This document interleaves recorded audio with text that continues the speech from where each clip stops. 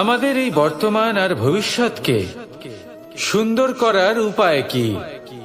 কেউ বলবেন আজ নিরন্তর পরিশ্রম করতে থাকো, কর্ম এবং চেষ্টা করতে থাকো।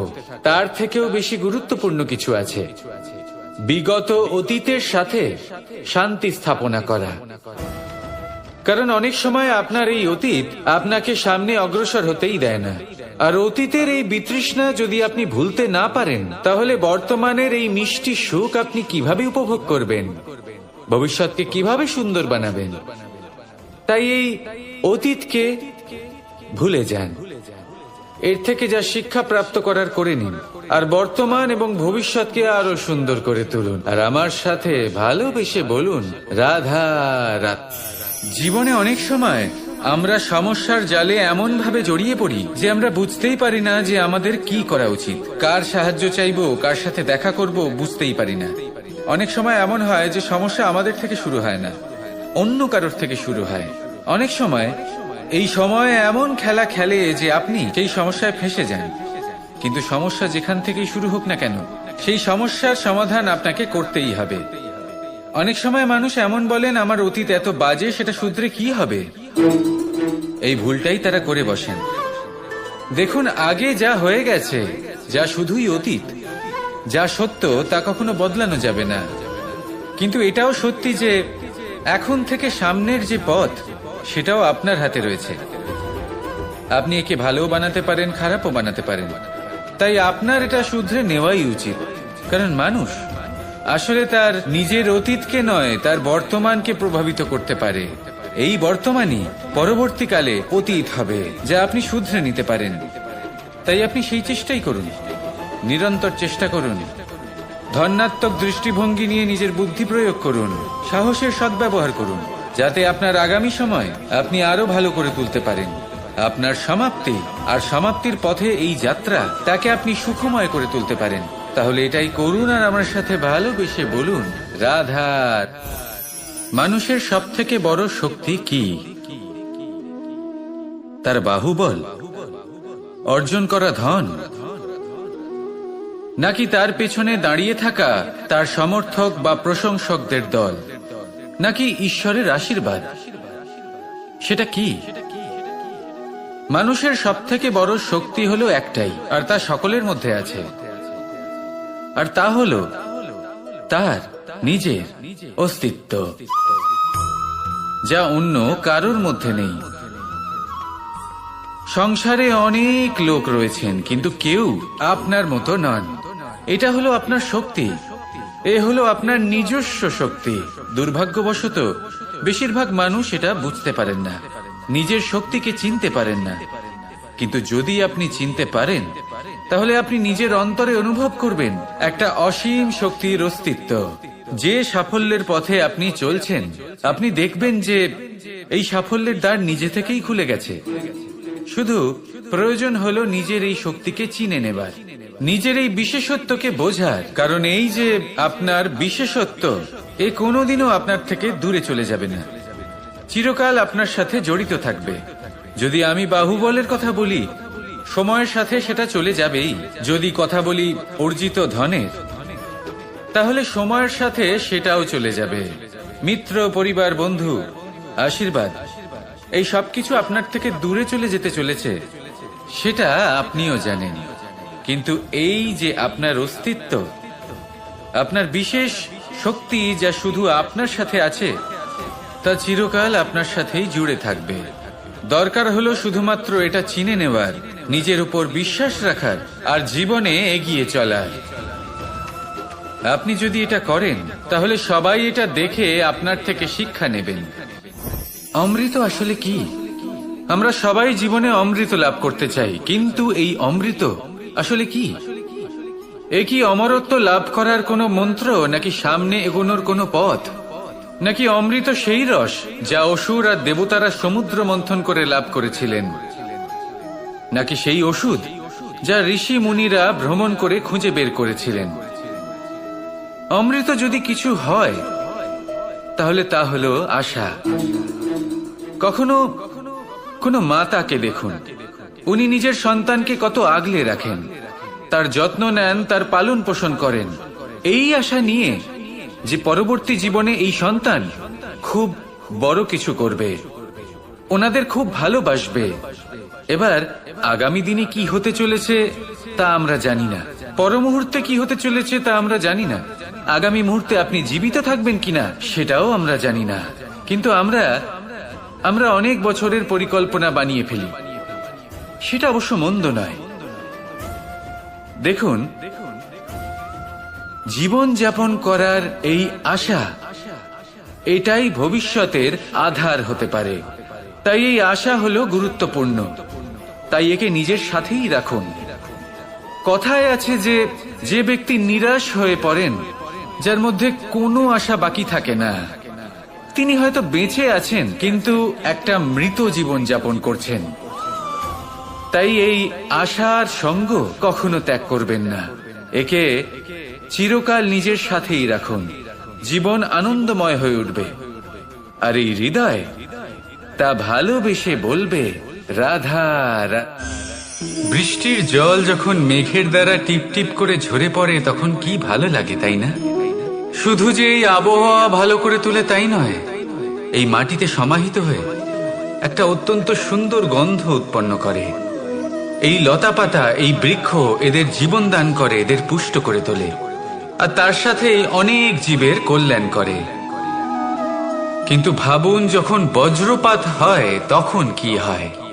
এই সমস্ত জলের ফোঁটা অনিয়ন্ত্রিত হয়ে যায়, একটা ভয়ানক বন্যার রূপ নিয়ে নেয়, যা শুধুমাত্র মহাবিনাশ করে। এর সারমর্ম কি? এর সারমর্ম হলো কর্ম করুন, কিন্তু তার নিয়ন্ত্রণ রেখে। যদি আপনি নিয়ন্ত্রণে না থাকেন, তাহলে আপনিও জীবনরূপী এই বর্ষার পরিবর্তে ভয়ানক বন্যার রূপ ধারণ করবেন। এবার বিকাশ ঘটাবেন নাকি বিনাশ, সিদ্ধান্ত হলো আপনার। যদি বিকাশ ঘটাতে চান, তাহলে নিজের কর্মের সাথে সাথে নিজের মনকেও নিয়ন্ত্রণ করতে শিখুন।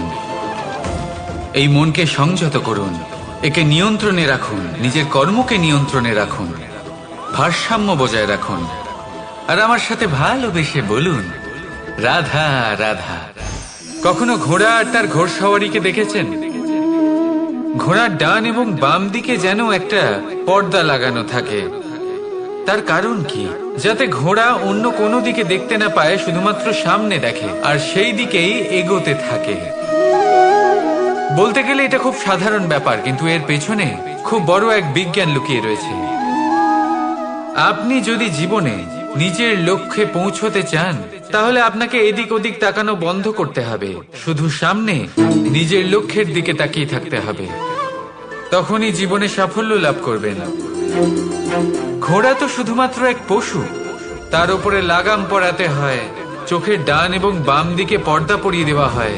আপনি হলেন মানুষ, আপনাকে লাগাম কে পরাবে? কেউ না, এটা আপনাকে নিজেকেই করতে হবে।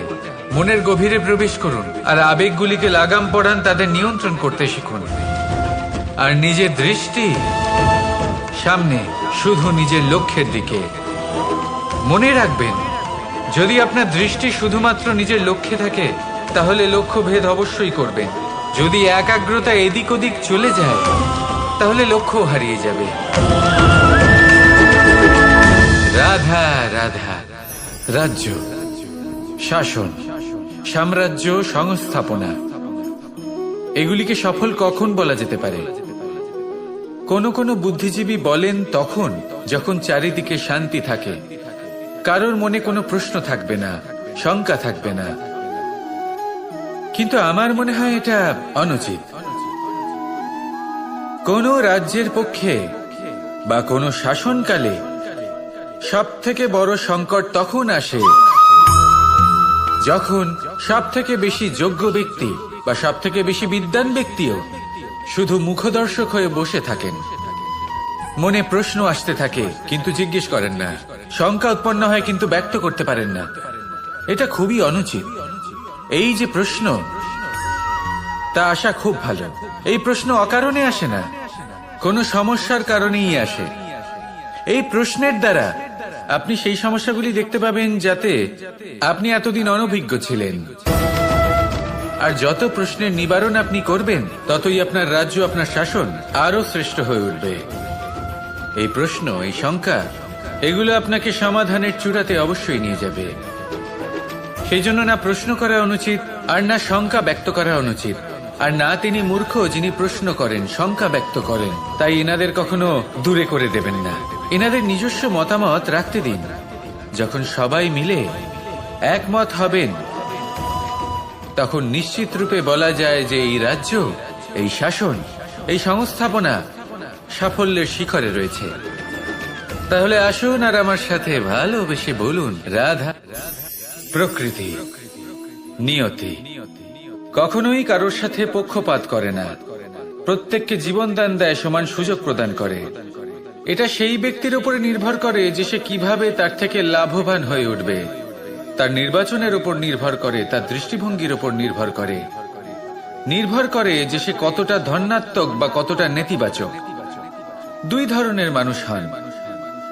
এমন কিছু মানুষ হন যারা প্রত্যেক পরিস্থিতি, প্রত্যেক সমস্যা এবং বিপদে সুযোগ খুঁজে বের করেন।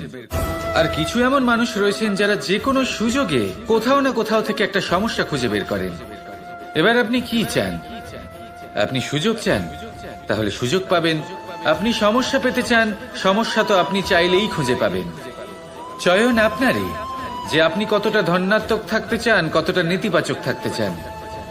ধনাত্মক থাকুন, জীবনে সব কিছু সম্ভব হবে। আসুন আর আমার সাথে ভালোবেসে বলুন, রাধা রাধা।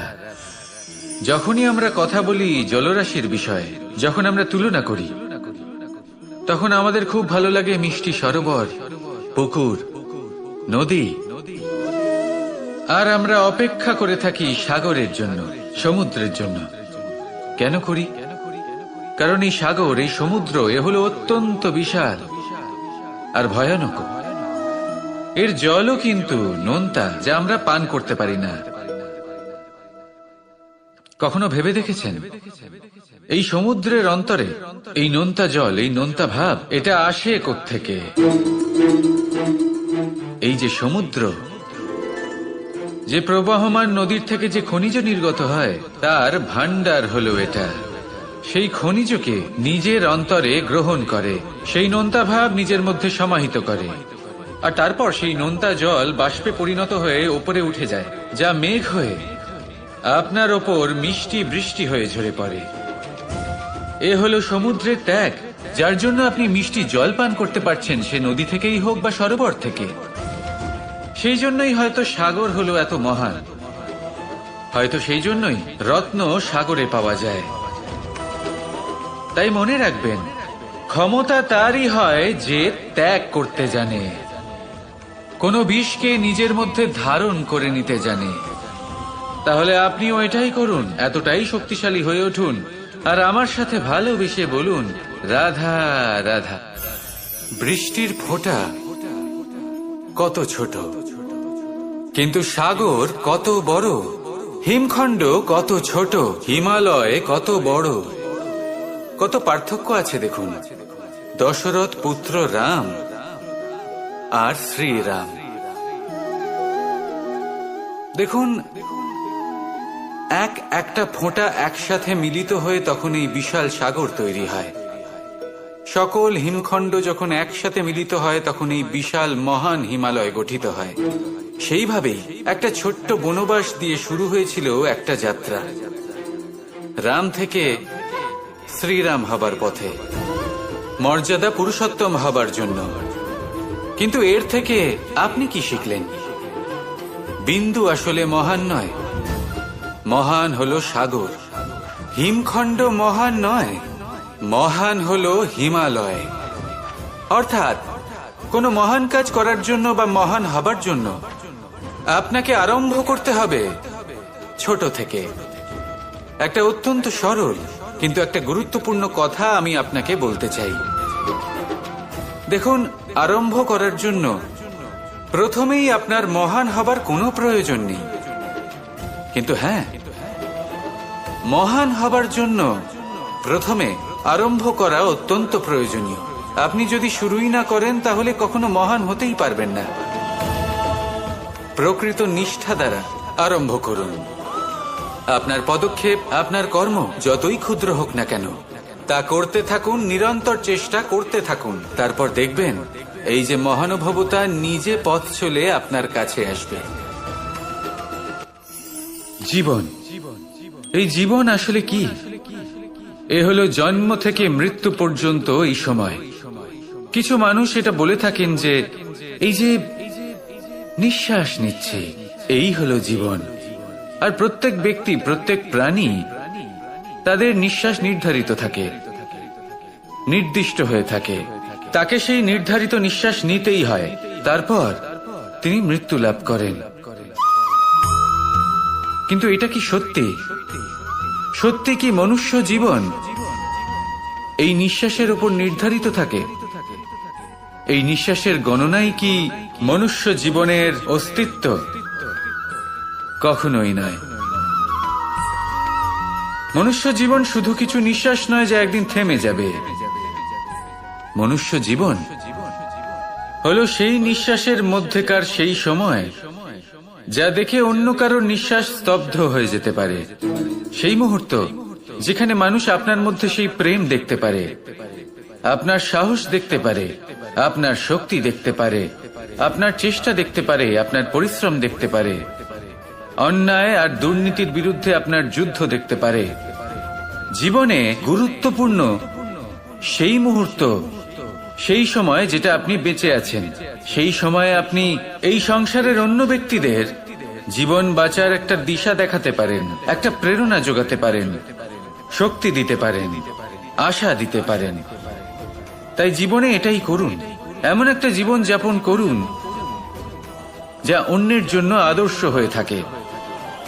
এটাই করুন আর আমার সাথে ভালোবেসে বলুন, রাধা রাধা।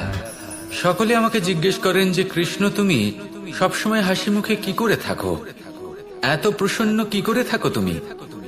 এই সমগ্র সংসারে চতুর্দিকে সমস্যা রয়েছে, দুঃখ রয়েছে, তাও হাসি মুখে কি করে থাকো? সত্যি কথাই বটে, এই সংসারে চারিদিকেই দুঃখ রয়েছে, প্রত্যেকের জীবনে সমস্যা রয়েছে। কৃষ্ণের জীবনে একটু বেশি সমস্যা রয়েছে, তাও আমি হাসতে থাকি। কেন? কারণ হলো প্রেম। আমার সমস্ত মনোযোগ কেন্দ্রীভূত থাকে সেই প্রেমের প্রতি যা আমি পেয়ে থাকি। যেমন রাধার প্রেম, দ্বারকার প্রেম, দাদার প্রেম, স্ত্রীর প্রেম, পুত্রের প্রেম, মাতা পিতার প্রেম আদি ইত্যাদি। আমার মনোযোগ এই প্রেমের প্রতি কেন্দ্রীভূত থাকে। আর যখনই আমি এই প্রেমের কথা স্মরণ করি, মুখে দুশ্চিন্তা অথবা দুঃখের আবেগ দেখা অসম্ভব ব্যাপার। শুধু এটাই হলো রহস্য কৃষ্ণের হাসি মুখে থাকার, তার হাসির রহস্য। আপনিও জীবনে এটাই করুন। আপনি জীবনে যে ভালোবাসা পেয়েছেন তার প্রতি মনোনিবেশ করুন।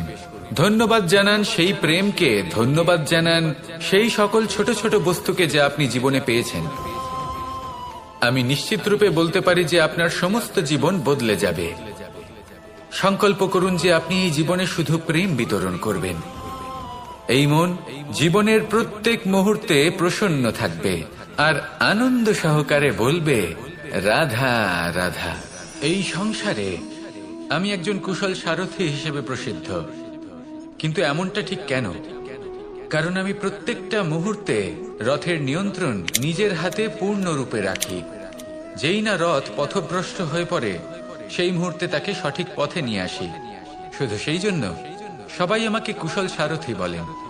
এবার আপনাকেও আপনার জীবনে কুশল সারথি হয়ে উঠতে হবে। অর্থাৎ আপনাকে রথ চালাতে হবে না, শুধু আবেগের উপর নিয়ন্ত্রণ রাখতে হবে। কখনো কখনো জীবনে এমন কাজ আসে যেখানে মন রসবোধ খুঁজে পায় না। তখন মন বারংবার সেই পথ থেকে সরে যায়, সেই পথ থেকে বিচলিত হয়ে মন অন্যদিকে চলে যায়। তখন আপনাকে আপনার মনের ওপর পূর্ণ নিয়ন্ত্রণ রাখতে হবে। তার রাশ নিজের হাতে পূর্ণরূপে ধরে রাখতে হবে। যেই না মন পথভ্রষ্ট হবে, তাকে পথে নিয়ে আসতে হবে। আবার পথ হারাবে, আবার পথে নিয়ে আসতে হবে। তাই মনে রাখবেন, যদি আপনি নিজের মনকে নিয়ন্ত্রণ করতে পারেন, নিজের জীবনকেও নিয়ন্ত্রণ করতে পারবেন। নিজের জীবনে কুশল সারথি হয়ে উঠুন, তাহলে মনোবাঞ্ছিত স্থানে এবং লক্ষ্যে পৌঁছতে পারবেন। আর তখন এই মন আর এই জীবন প্রসন্ন হয়ে বলবে, রাধা রাধা। কথায় আছে, অন্ধকারে প্রদীপ প্রজ্বলিত করলে চতুর্দিক আলোকিত হয়। কিন্তু যদি এই প্রদীপ আমি সূর্যের আলোর সম্মুখে সকালবেলায় প্রজ্বলিত করে রেখে দিই, তাহলে কি হবে? আপনি বলবেন যে এটা করে তো কোনো লাভই হলো না। সূর্যের প্রকাশের সামনে এই প্রদীপ আসলে কিছুই নয়। এবার এই চিন্তা ভাবনা প্রত্যেক দিন করতে হবে, আর একটা অমূল্য শিক্ষা পেতে হবে। মনে করুন যে আপনি মহাপুরুষের সামনে বসে আছেন, কোনো মহাজ্ঞানীর সামনে। তাহলে সেই ব্যক্তির সামনে নিজের জ্ঞানের প্রদীপ প্রজ্বলিত করবেন না, নীরব থাকুন, আর সেই ব্যক্তির সূর্যের প্রকাশের মতো জ্ঞান প্রাপ্ত করুন। যতটা পারবেন জ্ঞান লাভ করুন। যদি এমন কোনো সময়, এমন কোনো স্থানে আপনি আছেন যেখানে চতুর্দিক অন্ধকার, কারোর কাছেই জ্ঞান নেই, সেখানে নিজের জ্ঞানের প্রদীপ প্রজ্বলিত করুন। এমন করলে দুদিক থেকেই আপনার লাভ হবে। আপনার জ্ঞান প্রাপ্তিও হবে, আর জ্ঞানের সঠিক প্রয়োগও করতে পারবেন। আর এই মন প্রসন্ন হয়ে বলবে, রাধা রাধা। কখনো কোনো বৃক্ষকে দেখেছেন? এই ধরিত্রী থেকে ততটুকুই জল নেয় যতটুকু তার প্রয়োজন।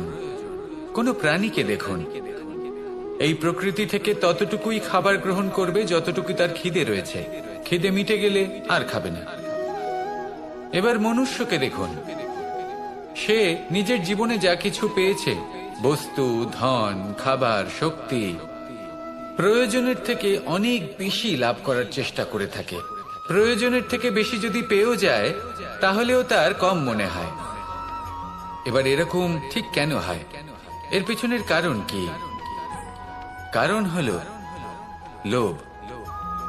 লোভের আগুন কিছু এমন হয়, যদি মানুষের মনে একবার প্রজ্বলিত হয় তাহলে শুধু বাড়তেই থাকে। ততক্ষণ বাড়বে যতক্ষণ না আপনি নিজে তাকে বাধা দিচ্ছেন। তবে এই লোভের আগুন নিয়ন্ত্রণ করা সম্ভব। পরিমিতিবোধ, পরিমিতিবোধের চিন্তা। আপনাকে শুধু নিজেকে একটা সরল প্রশ্ন করতে হবে। যখনই মনের মধ্যে কোনো বস্তুর প্রতি, শক্তির প্রতি, ধনের প্রতি, ভোজনের প্রতি লোভ বেড়ে যায়, নিজেকে প্রশ্ন করুন, এটা কি আমার কাছে ততটাই প্রয়োজনীয় যতটা একটা বৃক্ষের কাছে জল, যতটা একটা প্রাণীর কাছে ভোজন? এটা কি ততটাই প্রয়োজনীয়? যদি উত্তর না হয়, তাহলে নিজেকে সেখানেই বাধা দিন। সেই ভাবনা সেখানেই ত্যাগ করুন, কারণ সেটাই হলো লোভ। ঠিক এইভাবেই প্রয়োজনীয়তার চিন্তা করে আস্তে আস্তে এই মন নির্লোভ হয়ে উঠবে, আর এই মন প্রসন্ন হয়ে বলবে, রাধা রাধা।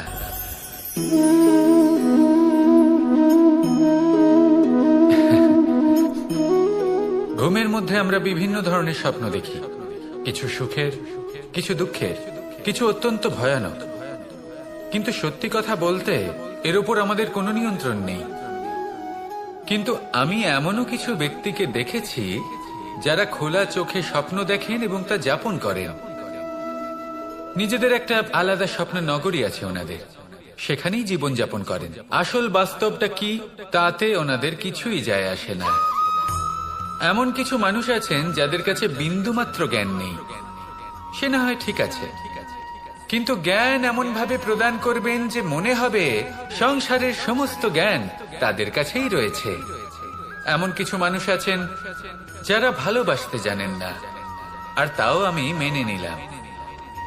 কিন্তু কথা এমন ভাবে বলবেন তাতে মনে হবে যেন প্রেমের বিষয়ে সবকিছু শুধুমাত্র ইনিই জানেন। এবার আমি এমন কথা অবশ্যই বলছি না যে আপনি এরকম করেন, কিন্তু যদি কোনো ব্যক্তি এরকম করেন, তাহলে তার এটা মাথায় রাখা উচিত যে সেই ব্যক্তি অন্য কারোর সাথে নয়, নিজের সাথে অনুচিত করছেন। কারণ এমন কাজ করে উনি নিজের দোষ, নিজের অপগুণ সংসারের কাছে নয়, নিজের কাছে লুকোচ্ছেন। আপনি যদি নিজেকে বুঝতে না পারেন, সম্পূর্ণরূপে নিজেকে আকলন না করেন, নিজের অপগুণ, নিজের দোষ পূর্ণরূপে না বুঝতে পারেন, তাহলে এটা কি করে বুঝবেন যে নিজেকে কিভাবে শুধরে নিতে হবে? আপনাকে নিজের সত্য স্বীকার করতেই হবে, তারপরেই আপনি নিজেকে পরিবর্তন করতে পারবেন। তাহলে স্বপ্নে নয়, বাস্তবে বাঁচুন, আনন্দে বাঁচুন, আর আমার সাথে ভালোবেসে বলুন, রাধা রাধা।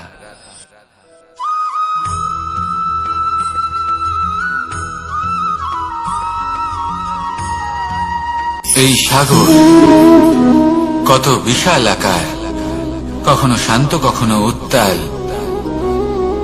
কিন্তু এই সাগরকে এত মহান কে করে তুলল? জল। এবার এই জলের যাত্রা দেখুন, সেটা কতটা কঠিন। এই জল সাগরে থাকে, সূর্য ওকে এতটা উত্তপ্ত করে তোলে যে এই জল নিজের অস্তিত্ব হারিয়ে ফেলে এবং বাষ্পে পরিণত হয়ে হাওয়ায় মিলিয়ে যায়। তারপরে আকাশে যায় আর নিজের অস্তিত্ব আবার হারিয়ে ফেলে, মেঘে পরিণত হয়। তারপর এই মেঘ কোথাও গিয়ে কোনো পর্বতে ধাক্কা খায়, তারপর আবার এই জল নিজের অস্তিত্ব হারায়। তারপরে বর্ষার রূপ ধারণ করে তা বর্ষিত হয়, বা কোনো পর্বতের চূড়ায় তার শিখরে বরফের রূপ ধারণ করে। তারপরে এই বর্ষা মাটির দিকে নিজের যাত্রা শুরু করে। এবার মাটিতে ঝরে পড়া এই বর্ষা স্রোতের আকার ধারণ করে এবং আস্তে আস্তে বইতে থাকে। এই নদীর আকার ধারণ করে এবং নদী রূপে বইতে বইতে পাথরে ধাক্কা খায় বা কোনো পর্বতে ধাক্কা খায়, আর তারপর এই নদী এসে সাগরে সমাহিত হয়ে যায়। নদীর এই জল আবারও নিজের অস্তিত্ব হারিয়ে ফেলে, কিন্তু এইবার সেই জল নিজেই সাগরে পরিণত হয়। এটা আমাদের সকলের জন্য একটা শিক্ষা যে এই সংসারে জীবন এবং সময়ের হলো এক অনন্ত যাত্রা। এই সংসারে যা কিছু আছে তার সূত্রপাত কোথাও একটা হবেই। সেই জন্য মৃত্যু এবং সমাপ্তির চিন্তা ত্যাগ করে দিন, আর যে সূত্রপাত আপনি লাভ করছেন তার আনন্দ উপভোগ করুন।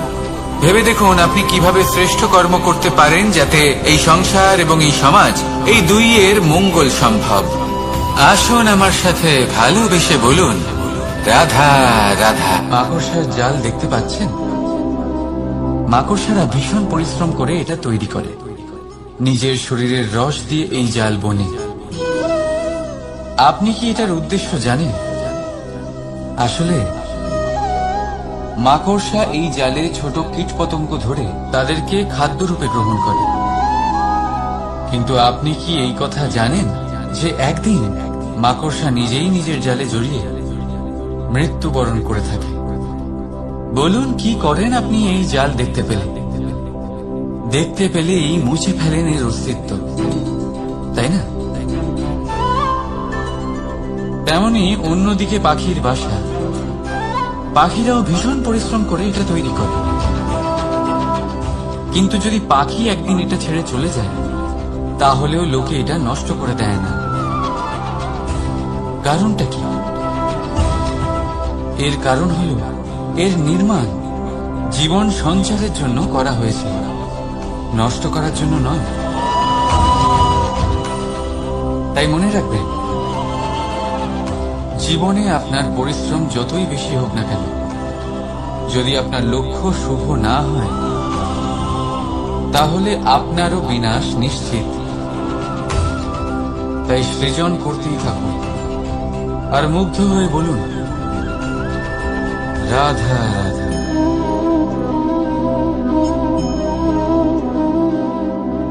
আপনার কি মনে হয় আমি কি করছি? আপনি বলবেন আমি প্রদীপ জ্বালাচ্ছি। সঠিক, কিন্তু প্রশ্ন হচ্ছে যে আমি কি আপনাকে বলেছি যে একে প্রদীপ বলা হয়? না। এই প্রদীপ কি নিজেই নিজের পরিচয় আপনাকে দিয়েছে? না। তাহলে আপনি কি করে জানলেন যে একে প্রদীপ বলা হয়? উত্তর হচ্ছে, পড়বে যে লোকে আপনাকে প্রদীপ ভেবে ভালোবাসবে নাকি সাপ ভেবে ভীত হয়ে থাকবে। রাধা রাধা। সময় কত বিচিত্র হয়। সময় আমাদের পক্ষে থাকলে আমরা নিজেদের রাজা মনে করি, আর সেই সময় যদি বিপক্ষে চলে যায় তাহলে নিঃস্ব হতে সময় লাগে না। তাই মানুষের একটা অভ্যেস আছে, খারাপ সময়ের জন্য কিছু সঞ্চয় করা। আত্মীয়, বন্ধু খারাপ সময় পাশ থেকে সরে যায়। যশ, মান প্রতিকূল সময় চিরস্থায়ী হয় না। তাই মানুষ মনে করে অর্থ সঞ্চয় করাই শ্রেয়। অর্থের কোনো হৃদয় নেই যা সময়ের সাথে পরিবর্তিত হবে। সংসার বলে সর্বদা অর্থ সঞ্চয় করতে থাকুন। খারাপ সময় অবশ্যই কাজে লাগবে, কিন্তু আমি বলবো শুভ কর্ম করতে থাকুন, আনন্দে থাকুন, নিজের ওপর আর ঈশ্বরের ওপরে বিশ্বাস রাখুন। খারাপ সময় কখনো আসবেই। রাধা রাধা। প্রকৃতি মানুষকে এক বিশেষ শক্তি দিয়েছে, অন্য জীবের থেকে বেশি শক্তি দিয়েছে। স্মরণ শক্তি। এই শক্তি মানুষকে অন্য জীবের থেকে ভিন্ন করে, ইতিহাস রচনা করার প্রেরণা দেয়, জ্ঞানকে বংশানুক্রমে এগিয়েও নিয়ে যায়। আর যারা ভুলে যান, অধিকাংশ সময় তারা উপহাস আর দয়ার পাত্র হয়ে যান। কিন্তু এটাই কি প্রকৃত রূপে সত্য? না। এই স্মরণ শক্তি মানুষের বিকাশের সব থেকে বড় বাধা হয়ে দাঁড়ায়। তার মনকে দূষিত করে দেয়। খারাপ অভিজ্ঞতা, কারোর করা বিশ্বাসঘাতকতা, কারোর কটাক্ষ বেশিরভাগ মানুষই ভুলতে পারেন না। রাধা রাধা। মানুষ নিজের পরিবারের জন্য কত কিছুই না করে, দিন রাত পরিশ্রম করতে থাকে যাতে তার পরিবারের প্রয়োজন পূরণের জন্য অর্থ রোজগার করতে পারে। কিন্তু শুধু অর্থ রোজগার করাটাই কি যথেষ্ট? আপনি বলবেন হ্যাঁ, নিশ্চয়ই। অর্থ দিয়ে সবকিছু পাওয়া যায়, বিদ্যা পাওয়া যায়, বাড়ি পাওয়া যায়, ওষুধ পাওয়া যায়, আর কত কিছুই না পাওয়া যায়। এইসব একটা পর্যায় পর্যন্ত সঠিক, কিন্তু একটু মন দিয়ে ভেবে দেখুন, যখন কোনো শিশু অসুস্থ হয়ে পড়ে তখন সে ওই তিক্ত ওষুধ কেন খেয়ে নেয়? এই জন্য কারণ ওর পিতা সেই ওষুধ অর্থ দিয়ে কিনেছে? না, বরং এই জন্য কারণ তার পিতা যে তার সামনে দাঁড়িয়ে, তার উপরে তার বিশ্বাস আছে। বিশ্বাস আছে যে উনি তার কিচ্ছু হতে দেবেন না। এই বিশ্বাস, এই সংস্কার, এই শিক্ষা কখনো অর্থ দিয়ে পাওয়া যায় না। এটা পাওয়া যায় সেই সময় থেকে যা মাতা পিতা তাদের সন্তানের সাথে কাটিয়েছেন। তাই জীবনে অর্থ অবশ্যই উপার্জন করুন, কিন্তু নিজের পরিবারকেও সময় দিন, আনন্দ পাবেন। রাধা রাধা। বিরোধিতা এমন এক শব্দ যা শুনে আমরা সবাই ভয় পেতে থাকি। যদি কেউ আমাদের বিরোধিতা করে তা আমাদের সহ্য হয় না। আমরাও কারোর বিরোধিতা করে কোনো শত্রুতা করতে চাই না। এই ধরনের ভাবনা আমাদের মনে আসতেই থাকে। কিন্তু বিরোধিতা, এই শব্দ আপনার শান্তির জন্য, আপনার সুখের জন্য কতটা গুরুত্বপূর্ণ তা আপনারা জানেন না। তাই যদি কাল এসে কেউ আপনার বিরোধিতা করে, তখন সবার আগে নিজেকে যাচাই করুন। আপনি কি ভুল করেছেন? আপনার দোষ কি? নিজের মধ্যে কি ত্রুটি আছে সেটা বোঝার চেষ্টা করুন, নিজেকে সংশোধন করার চেষ্টা করুন, তারপর দেখুন বিরোধিতার এই আগুন আপনাকে স্বর্ণ থেকে কুন্দন বানিয়ে তুলবে। বলা হয় এই সংসারে খারাপ বেড়েই চলেছে, কিন্তু তার কারণ এ নয় যে খারাপ মানুষ বেড়ে চলেছে। তার কারণ হল যে ভালো মানুষ, যাদের ভালো চিন্তা, ভালো বিচারধারা আছে, তারা খারাপের বিরোধিতা করতে পারে না। যদি আপনার সম্মুখে কোনো খারাপ কর্ম হয়, তাহলে তার বিরোধিতা করতে সংকোচ করবেন না, কারণ বিরোধিতার এই আগুন মন্দকে পিছুপা হতে অবশ্যই বাধ্য করে। রাধা রাধা।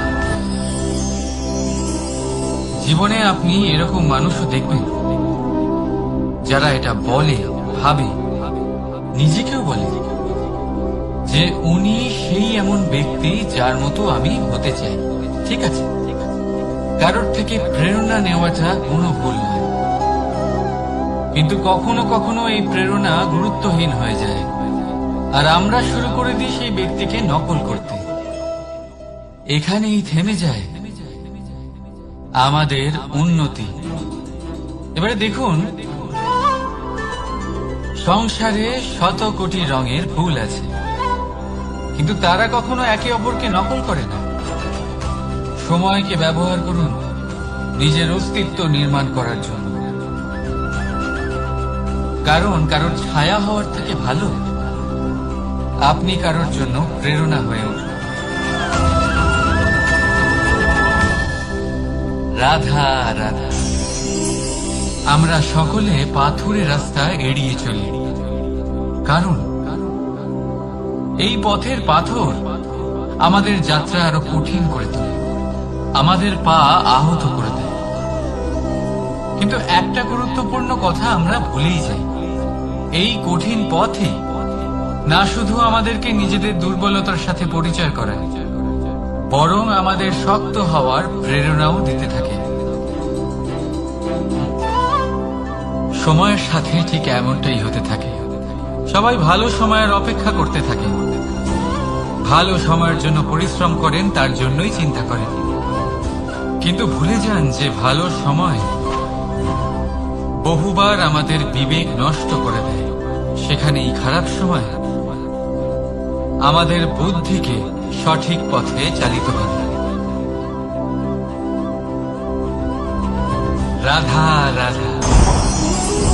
ঘোড়াকে যতই প্রশিক্ষণ প্রদান করুন, তার মুখে লাগাম তো পরাতেই হবে। একজন ভালো চালক সেই ঘোড়ার লাগাম মাঝে মাঝে টেনে ধরে, তাকে সঠিক পথে চালিত করতে, যাতে সেই ঘোড়া দিকভ্রান্ত না হয়। এবার একটু ভাবুন, ঠিক এরকমই হয় আমাদের মন। যদি এটা বিবেকের লাগাম দিয়ে মাঝে মাঝে আমরা টেনে না ধরি, তাহলে আমাদের এই মন দিকভ্রান্ত হতে পারে।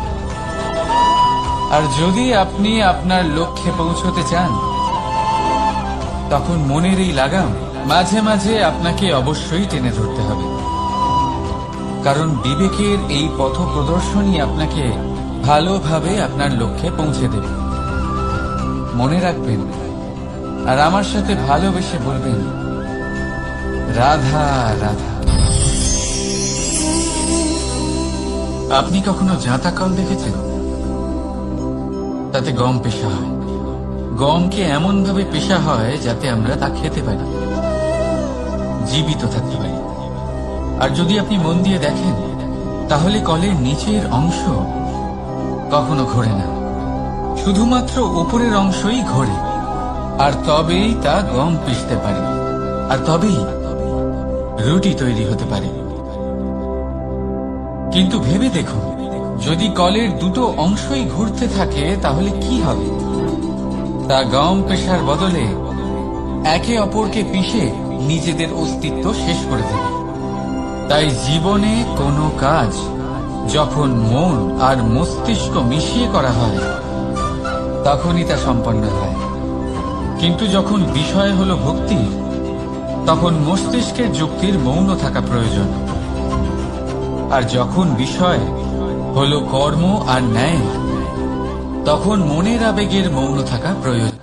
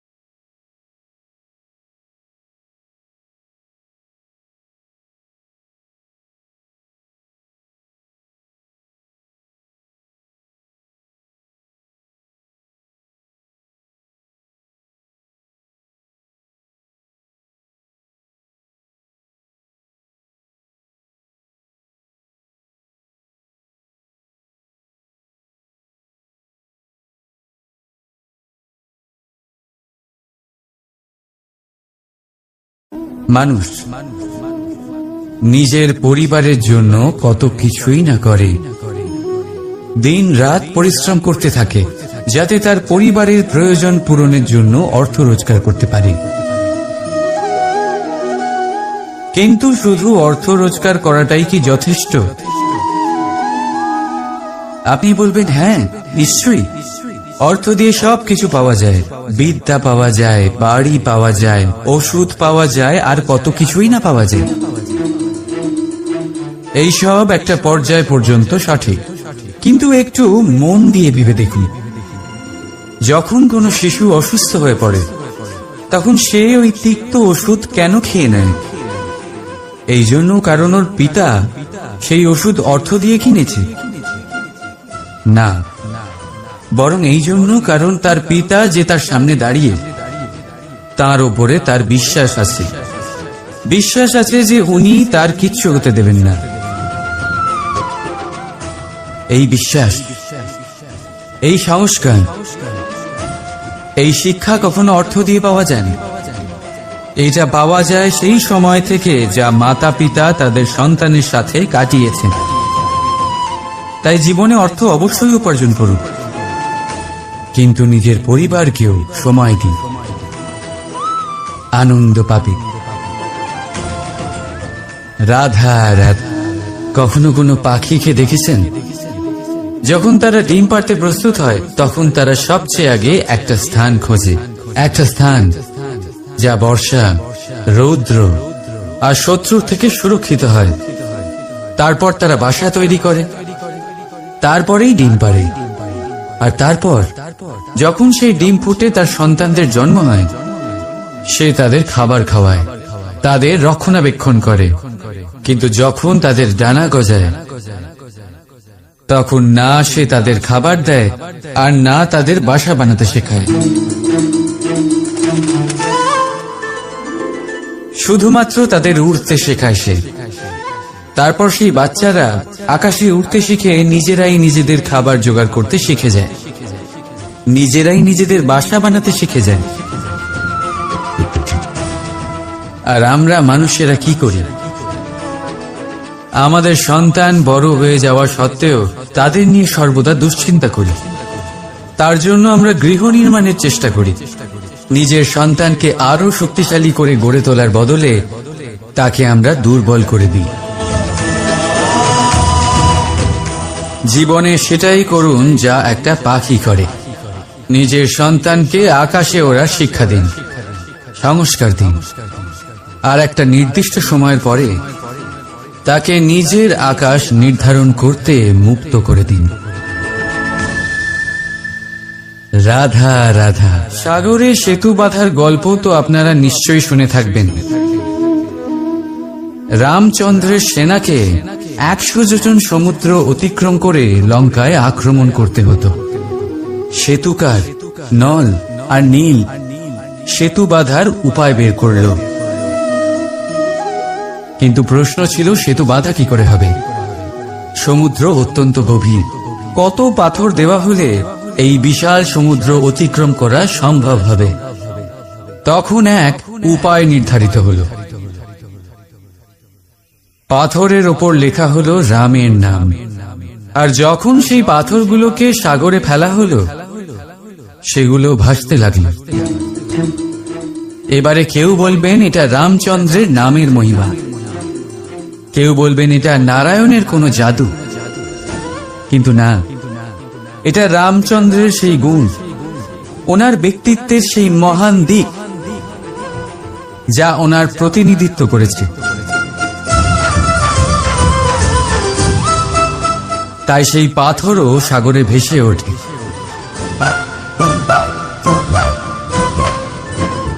ঠিক সেইভাবেই যেখানে আমরা থাকি না সেখানে আমাদের গুণ আমাদের প্রতিনিধিত্ব করে।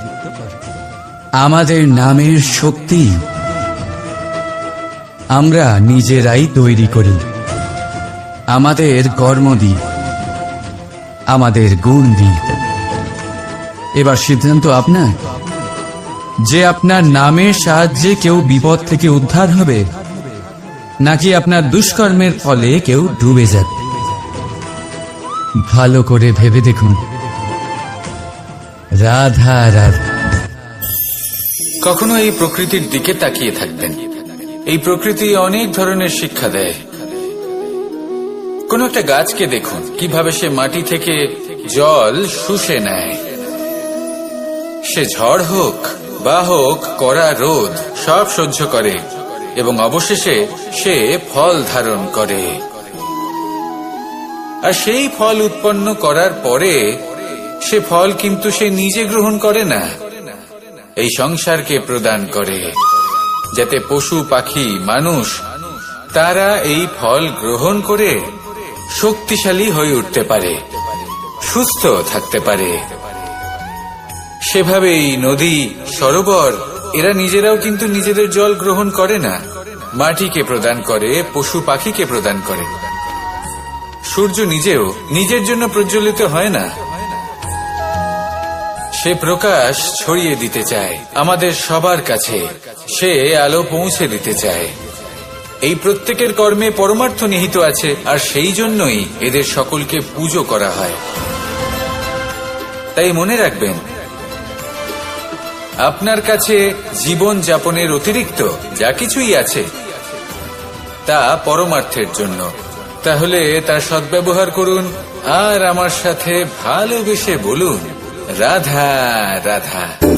আমরা প্রত্যেকেই অবশ্যই এমন সময় দেখেছি যখন অনেকগুলো সমস্যা একসাথে আমাদের জীবনে এসে পড়ে। সমস্যা আমাদের প্রত্যেকের জীবনেই থাকে।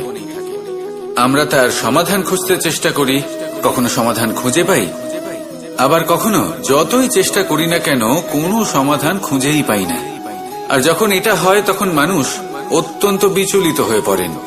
নিজের আত্মীয় স্বজন, নিজের বন্ধু বা সংসার এদের ওপরে এই দোষ চাপিয়ে দেন যে এদের জন্যই এই সমস্যা এসেছে। এবার যদি আমি আপনাকে কোনো পরামর্শ দিই তাহলে এটাই বলবো যে দৃষ্টিভঙ্গি পাল্টে দেখুন। এই দৃষ্টিভঙ্গি দিয়ে দেখুন যে এই সংসারে যে সমস্যায় আসুক না কেন তার জন্য কেউ দোষী নয়, না আপনি না অন্য কেউ। এই পুরো খেলাটাই আপনার মানসিকতা, আপনার দৃষ্টিভঙ্গি, আপনার মনে। কিভাবে বোঝাচ্ছি? যখন আমাদের মন শক্ত থাকে তখন কঠিন থেকে কঠিনতর পরিস্থিতিও আমাদের জীবনে খুব বেশি হলে প্রতিস্পর্ধা হয়ে থেকে যায়। সেখানে যদি আমাদের মন দুর্বল থাকে তখন অল্প কঠিন পরিস্থিতিও আমাদের কাছে খুব বড় সমস্যা হয়ে যায়, তাই না? একটা শক্ত মন কঠিন পরিস্থিতিকে প্রতিস্পর্ধা হিসেবে দেখে আর তার মধ্যে ওটা সুযোগ খুঁজে নেয়। আমাদের শুধু এটাই করতে হবে। এই সংসারে অন্য কাউকে দোষী মনে করলে আপনার সমস্যা দূর হয়ে যাবে না। সেই জন্য এই সংসারকে দোষ দেওয়ার বদলে এই সমস্যার মূলে চলে যান, সেটাকে বুঝুন, নিজের এই মনকে শক্ত করে তুলুন। যদি আপনার মন শক্তিশালী হয় তাহলে এই সংসারে অনেক বড় বড় কঠিন থেকে কঠিনতর পরিস্থিতিও যদি আসে, আপনার জীবনে যতই বড় বড় সমস্যা আসুক না কেন আপনার লক্ষ্য লাভে বাধা দিতে পারবে না। আসুন আমার সাথে ভালোবেসে বলুন, রাধা রাধা। আমরা সবাই পাথর দেখেছি, পর্বতও দেখেছি, শুকনো পাতাও দেখেছি, শ্যামল বনানীও দেখেছি। কখনো ভেবেছেন পাথরের অস্তিত্ব কিন্তু ততক্ষণ পর্যন্ত যতক্ষণ সে পর্বতের গায়ে আটকে থাকে। যখন সেই পর্বত থেকে সেই পাথর ভিন্ন হয়ে যায় ও নিজের অস্তিত্ব হারিয়ে ফেলে। আস্তে আস্তে কখনো পাথর কেটে বা কখনো পিষ্ট হয়ে সেই পাথর আস্তে আস্তে মাটিতে পরিণত হয় এবং পূর্ণরূপে নিজের অস্তিত্ব হারিয়ে ফেলে। এটাই পাতার সাথেও হয়। এই পাতা যতক্ষণ গাছের ডালের সাথে যুক্ত ততক্ষণ তার অস্তিত্ব থাকে। যখনই ডাল থেকে বিচ্ছিন্ন হয় সেও নিজের অস্তিত্ব হারিয়ে ফেলে। আর এটাই আমাদের সাথেও হয়। যতক্ষণ আমরা নিজেদের আপনজনের সাথে যুক্ত থাকি আমাদের অস্তিত্ব বজায় থাকে। যখন আপনজনদের সাথে সম্পর্ক ছিন্ন করি তখন আমরাও আমাদের অস্তিত্ব হারিয়ে ফেলি। এবার এই সংসারের প্রত্যেক ব্যক্তি স্বতন্ত্র থাকতে চান, আর অনেক ব্যক্তি স্বতন্ত্র থাকবেন বলে আপনজনদের দূরে করে দেন আর তাদের সাথে এই সম্পর্ক ছিন্ন করেন। এটা কি সত্যি প্রয়োজন? আপনজনদের সাথে সম্পর্ক ছিন্ন করে নিজের অস্তিত্ব হারিয়ে ফেলা প্রয়োজনীয়, নাকি আপনজনদের সাথে সম্পর্ক বজায় রেখে নিজেদের স্বতন্ত্র করে রাখা সেটা আবশ্যক? নির্বাচন আপনারই। আসুন আমার সাথে ভালোবেসে বলুন, রাধা রাধা। আপনি কি কখনো নৌকা যাত্রা করেছেন? করে না থাকলেও নিশ্চয়ই দেখেছেন যে এই জল যা নিজের অন্তরে সব কিছু সমাহিত করে নিতে পারে, এই নৌকা সেই জলের ওপরেই ভেসে থাকে। নদীর স্রোত কাটিয়ে সে সামনে অগ্রসর হয়। কিন্তু যদি এই নৌকায় কোনো ছিদ্র হয় তাহলে কিন্তু সেই নৌকা ডুবে যাবে। আর এতে কোনো তফাৎ হবে না যে সেই ছিদ্র ছোট নাকি বড়, নৌকা ডুবে যাবে। এই ছিদ্র হলো আমাদের জীবনে আমাদের অপগুণ, আমাদের দোষ, আমাদের বিকার। কখনো এটা ভাববেন না যে এই দোষ খুবই ছোট, এতে কিছুই যাবে আসবে না। না, সেই ছোট দোষ, সেই ছোট বিকার যদি সেটাকে শুধরে না নেন তাহলে সেটা আপনাকে আপনার পতনের দিকে নিয়ে যাবে। শেষ পর্যন্ত এটা আপনার উপর নির্ভরশীল যে আপনি কি চান। আপনার জীবনের এই নৌকা এভাবেই ডুবে যেতে দেখবেন, নাকি নিজেকে শুধরে নিয়ে সেই নৌকার সেই ছিদ্রটাকে ভরিয়ে তুলতে চাইবেন?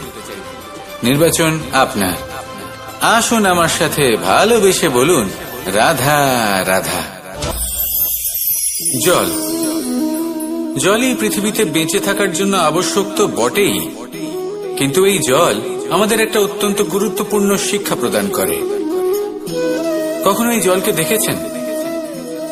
যে পরিস্থিতিতে এই জল প্রবাহিত হোক না কেন, এর উপর যা কিছুই প্রভাব থাকুক না কেন, এর পথে যতই বাধা আসুক না কেন, তার মধ্যে থেকে ও নিজের পথ ঠিক বের করে নেয়, কিন্তু নিজের প্রবাহ থামতে দেয় না, ক্রমাগত অগ্রসর হতে থাকে। সেরকমই একটা শিক্ষা যেটা আমরা জল থেকে পেয়ে থাকি তা হলো এটা, আমরা যখন জলের দিকে তাকাই তখন আমরা নিজের প্রতিবিম্ব দেখি, স্পষ্টভাবে দেখতে পাই। কিন্তু তখনই দেখতে পাই যখন এই জল শান্ত থাকে, স্থির থাকে।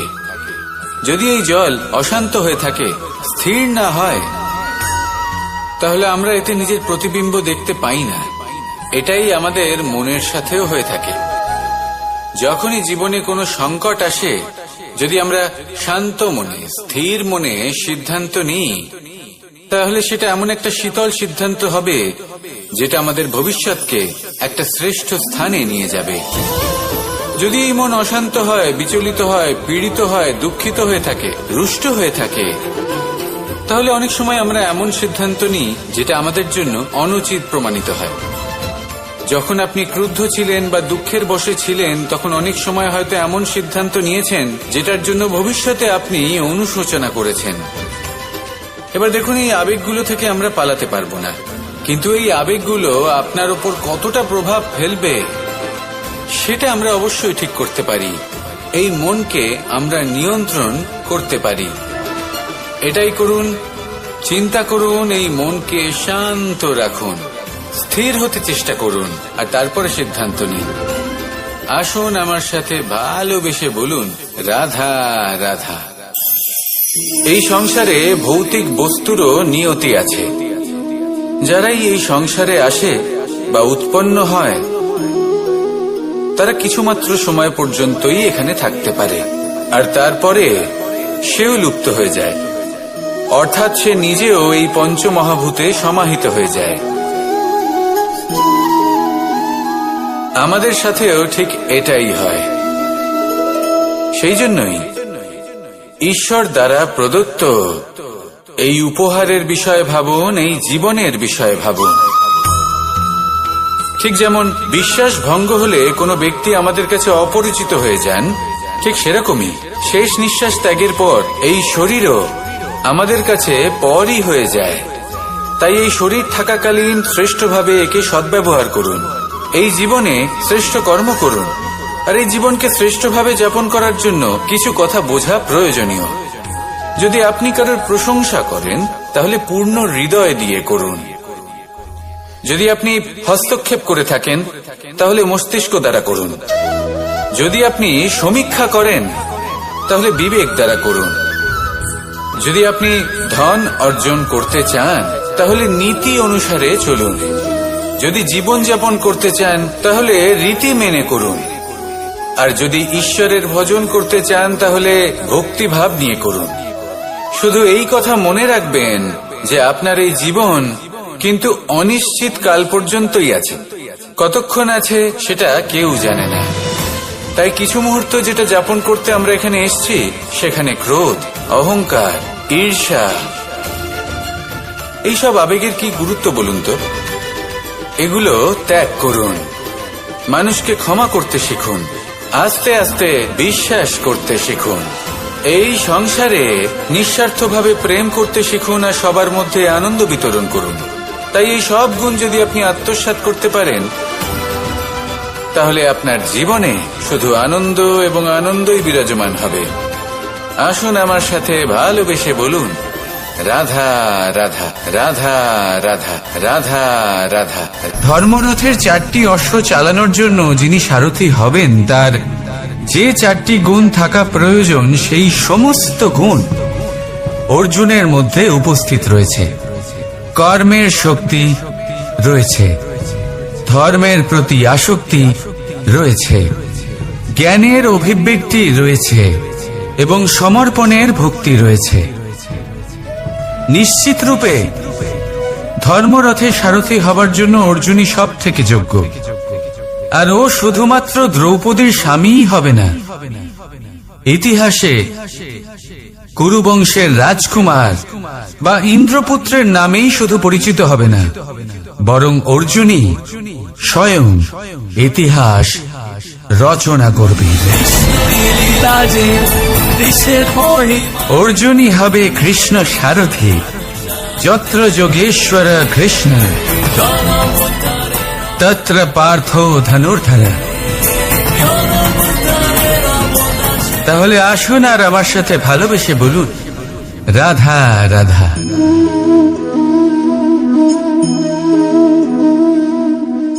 আপনার কি মনে হয় আমি কি করছি? আপনি বলবেন আমি প্রদীপ জ্বালাচ্ছি।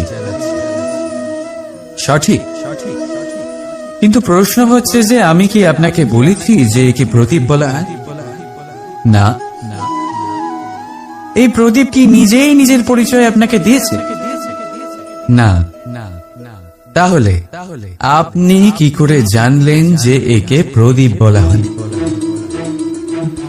উত্তর হচ্ছে প্রকাশ, যে স্বয়ং জ্বলে অন্ধকারের মধ্যে সংসারকে পথ দেখায়, সেটাই প্রদীপ। যা নিরাশার মাঝে আশার আলো প্রদর্শন করে, সেটাই প্রদীপ। অপর দিকে আছে সাপ, যাকে না দেখেও তার ফনার আওয়াজ শুনেই লোকে ভয় পেয়ে যায়। তার মানে ব্যক্তির পরিচয় তার কর্মের দ্বারা পাওয়া যায়। তাই আপনার এটা বলার প্রয়োজন নেই যে আপনার পরিচয় কি। এটা আপনার কর্মই নিশ্চিত করবে যে লোকে আপনাকে প্রদীপ ভেবে ভালোবাসবে নাকি সাপ ভেবে ভীত হয়ে থাকবে।